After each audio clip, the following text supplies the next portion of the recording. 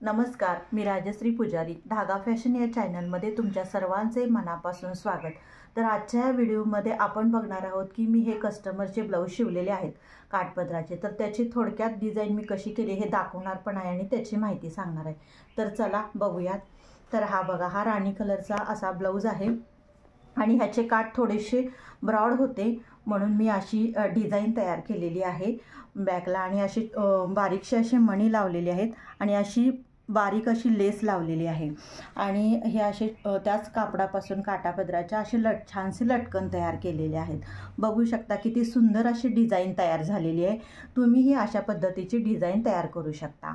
तर चला बघूया दुसरा ब्लाऊज। तर हा बघा, हा ग्रीन कलरचा ब्लाऊज आहे। तर त्याचे काठ पण असे ब्रॉड होते, मग ते अशी इथून अशी छोटीशी पट्टी कट करून मी इकडे एक पट्टी आणि ह्या साईडला एक पट्टी लावलेली आहे आणि तीन असे बघा असे ह्याच्या टाईप बटरफ्लाय टाईप डिझाइन तयार केलेली आहे आणि मध्ये असे तीन तीन ह्याचे मणी लावलेले आहेत। किती सुंदर अशी डिझाइन तयार झालेली आहे, किती सुंदर दिसते बघा। तर चला आता बघूया तिसरा ब्लाऊज। तर हा बघा, हा पण काठपदराचा ब्लाऊज आहे। तर ह्याची पण डिझाइन तुम्ही बघू शकता।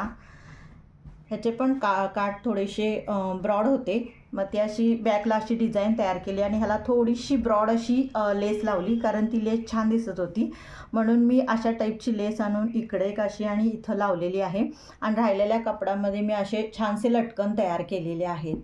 तुम्ही जर काठ ब्रॉड असेल ना तर तुम्ही अशा पद्धतीची बॅक साईडला डिझाइन करू शकता। बघा, ह्या तिन्ही डिझाइन किती सुरेख झालेल्या आहेत।